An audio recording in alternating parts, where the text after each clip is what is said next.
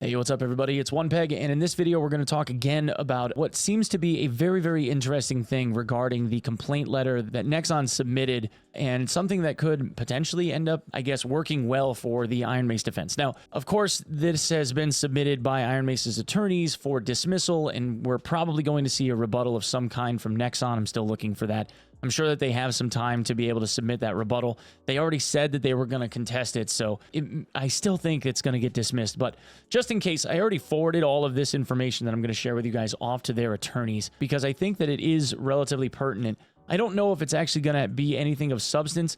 It could just end up being like an oopsie. I don't know how courts would handle this kind of thing, but it does seem to be incredibly interesting. And what I'm talking about is this. On page 37 of their original complaint letter, and again, this is not something, I'm not an attorney, this is not something that I know a whole hell of a lot about, and this actually isn't even my research. This was sent to me in a DM from a group of people that I guess are wishing to remain anonymous, and I don't want to like blow their spot up or anything. But I did, just for the sake of record, I did forward this off to their attorney. So me sharing this to you, I don't think is really going to do much of anything, because it's already been submitted and it's already kind of like in evidence, if you want to put it that way. In the case of Nexon's complaint, on page 37, we have this image of the two zombies side by side, where Project P3, Nexon is saying that in Project P3, this zombie image is representative of artwork, gait, the way that their eyes light up, the way that they described it was, for example, Dark and Darker both feature the same fleshy, bald zombie with eyes that light up. And then they showed this image as an example of Project P3. Remember, this is an example of Project P3, and this is an example of the zombie in Dark and Darker.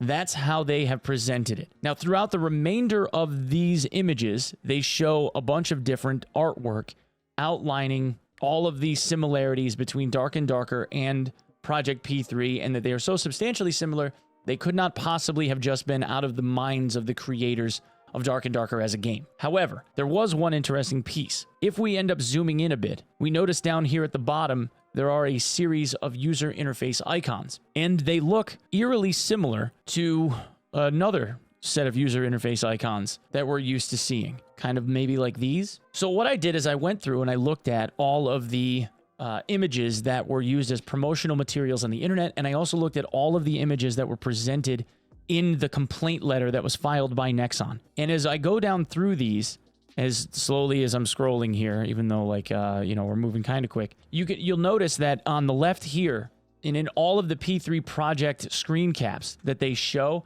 there's always this user interface that shows, you know, the weapons and your secondaries and hotkeys and whatnot.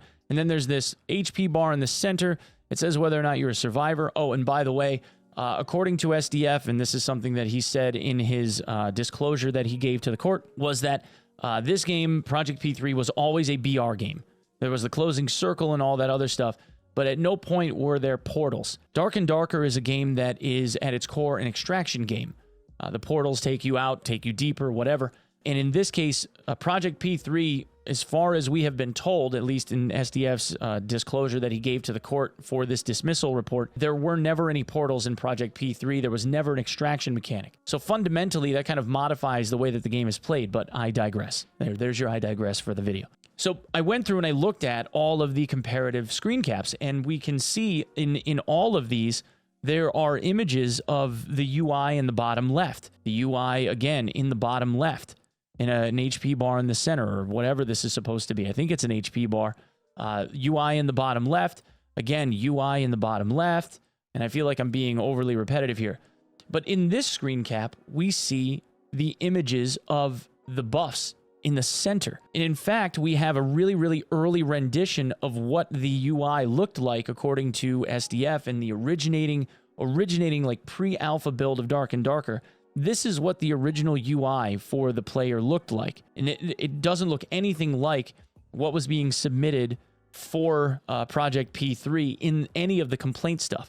And again, this is centered on the screen. But again, if we look back at this is being, you know, screen center, we have these buffs. And what I want to do is just take a quick look at what these look like versus that zombie icon. Because if we scroll down and zoom in on what these icons look like, and then maybe we can pull this out, do one of these. If we take a look at these icons, Now, they're just about the same size, but not quite. It looks startlingly similar, doesn't it? If you take a look at these. Now, notice that this top of this icon here and the top of this icon here look eerily similar as well. Not to mention, if we kind of shrink this down and crop it even further, you can see that, here, and I'll scroll this down just a little bit, put this near the top. You can see that right here, we have notches, age marks, you know, patina, however you want to remark it, something that makes it look like it's a little bit more weathered. We have these weather marks that seem like they almost line up, almost exactly the same.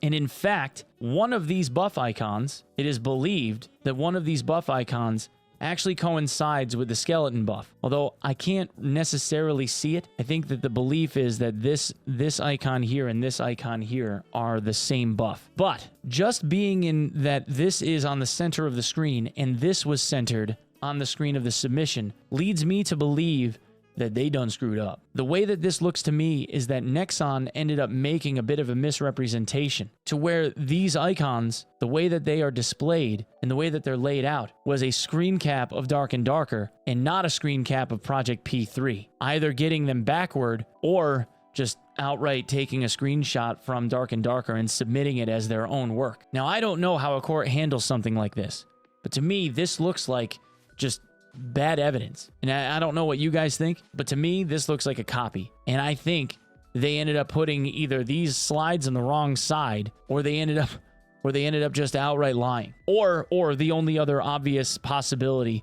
is that this actually is Project P3 and Dark and Darker just outright copied the UI, you know, chapter and verse. But none of the other marketing screenshots that they submitted to any other place, and none of the stuff that they submitted in their own complaint ended up matching at all. None of it. So yeah, just something incredibly interesting that I thought I could share with y'all. Anyway, guys, that's what I have for this one. Thanks so much for coming and checking it out. Hope you guys have enjoyed the videos. I very much like making them for you. If you would be kind enough as to sub the channel here, I would be very appreciative. Thank you so much for coming and checking it out. And I will see you in the next one. Peace.